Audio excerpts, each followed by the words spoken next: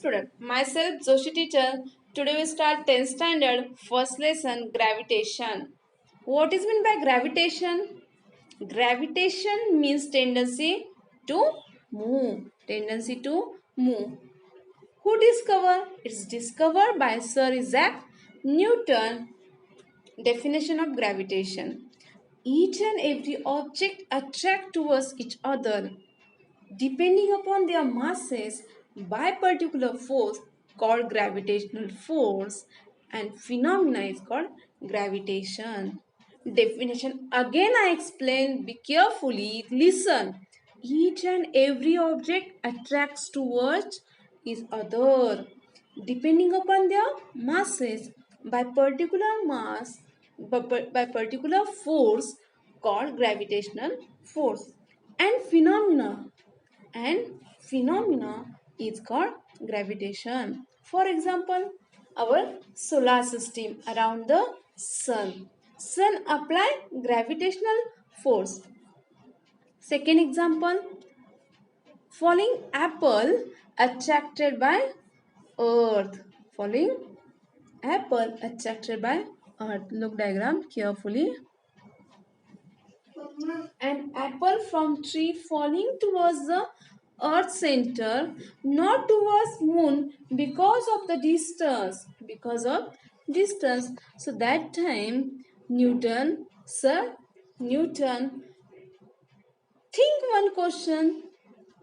He thought, Newton wondered why all apples falling vertically downward and not an angle to the vertical. Why do they not fly off in a horizontal direction?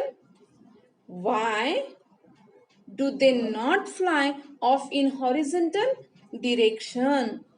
Answer. The earth must be attracting an apple. The earth must be attracting an apple towards itself, and this attractive force must be directed towards the center of the earth. In gravitation, distance is also one of the important factor.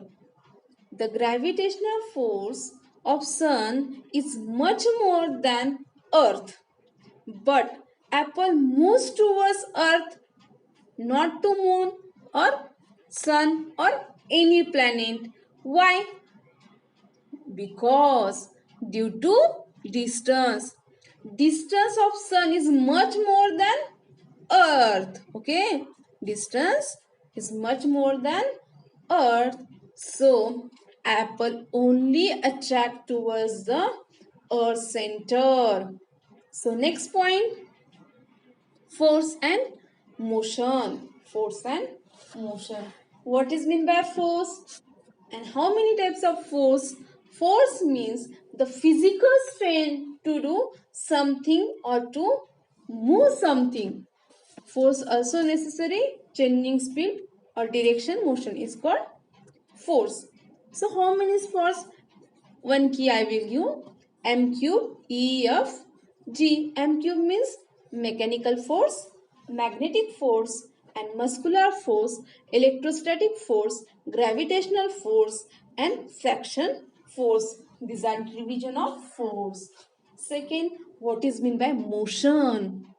What is meant by motion? The continuous displacement of an object, continuous displacement of an object is called motion. In object move from one place to another, we call is motions. How many types of motion? Number. Look, first circular motion, oscillatory motion, linear motion, periodic motion, random motion. So first we see what is meant by circular motion. What is meant by circular motion? A movement of an object along the circumference of a circle or rotations along a circular path. Okay, which path? Circular path. The motion of an object along a circular path is called circular motion. And circular motion have two types.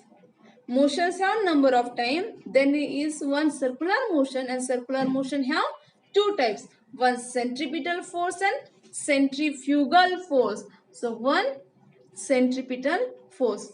Definition of centripetal force: define the force at an object moving along a circle and it is directed towards the center. Center seeking towards the center is called as centripetal force. Carefully see this diagram. Okay, as long as are holding one string, we can pulling the stone towards, and that is towards the center of the circle, and are applying force towards it. So do you think some force is constantly acting, some force constantly acting on the moon? What second? What must be the direction of this force? How would its motion have been if no such force acting on it? Fourth, do the other planets in the solar system revolve around the sun in a similar fashion? Fifth, is similar force acting on them? Sixth, what must be the directions? Is the means? Answer: the moon to go around the earth, there must be a force which is exerted on the moon, and this force must be exerted by the earth, which attracts the moon towards itself.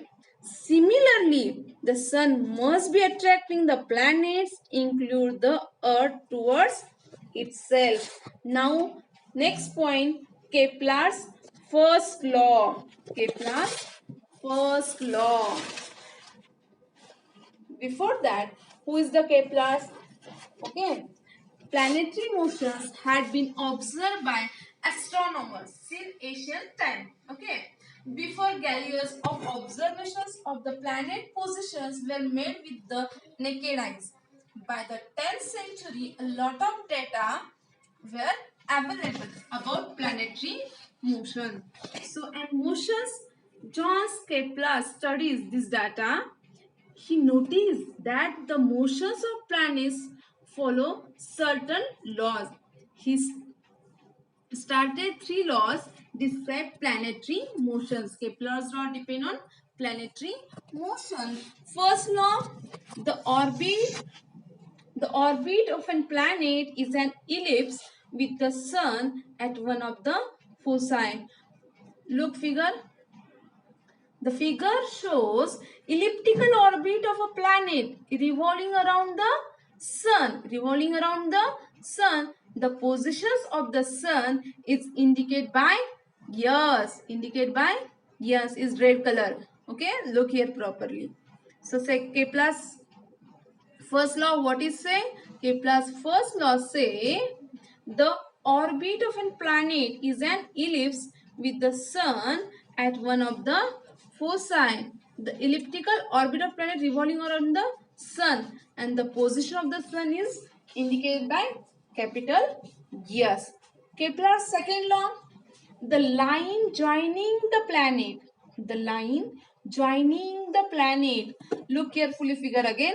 The line joining the planet and the sun sweeps equal area with the dark blue. Sun sweeps the equal area in equal intervals of a time.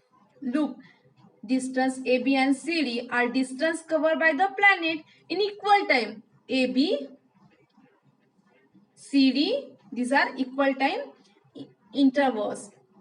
So, after equal in travel of time, the position of the planets starting from A and C are shown by B and D respectively. Okay, now Kepler's third law.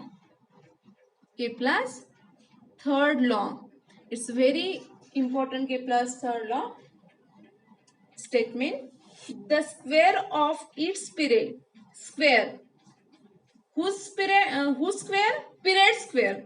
the square of its period of revolutions around the sun is directly proportional to the cube of the mean distance of a planet from the sun. Is directly proportional to the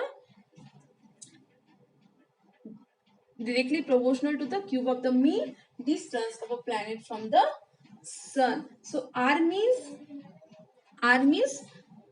average distance of the planet from the sun, and t means period of revolution. So t square is directly proportional to r cube. Is Kepler's third law. It is very important. So we see next point, Newton's universal law of gravitation. According to the theory of universe, gravity, every object in the universe attract every object with a definite force. This force is directly proportional to product of mass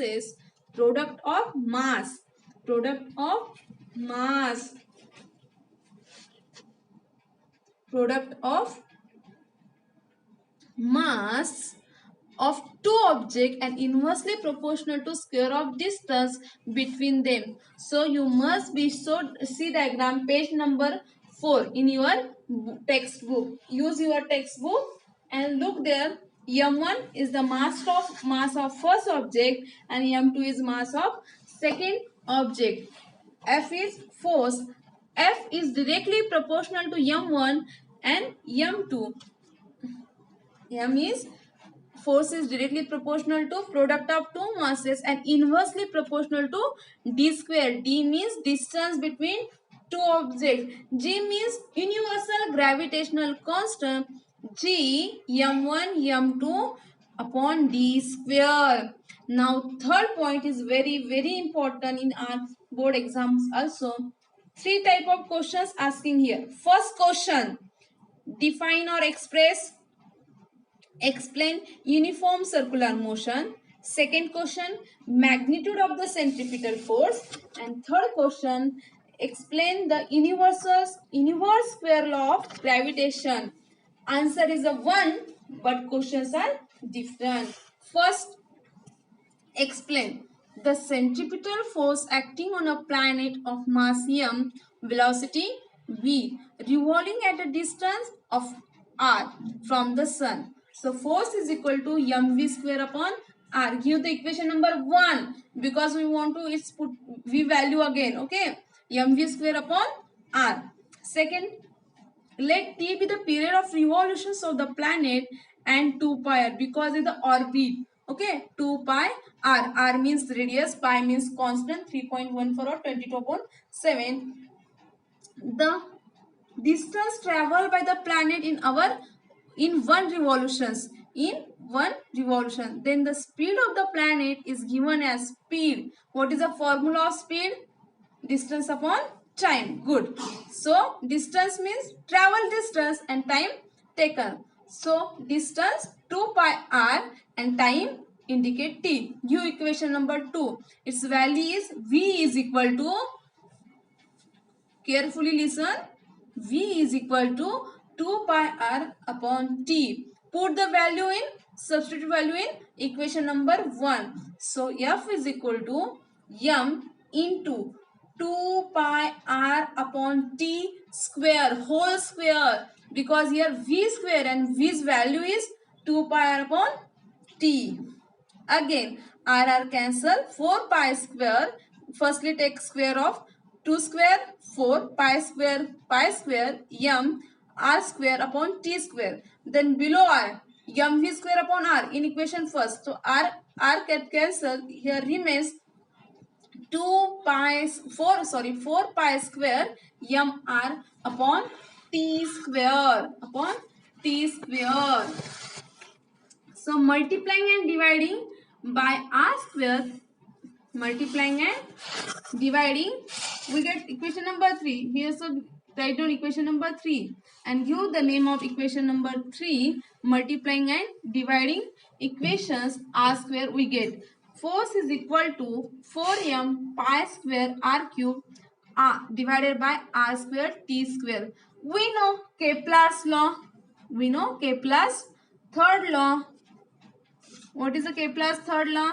The square of the period. The square of the its period of revolutions around the sun is directly proportional to the cube of the mean distance of a planet. So t square is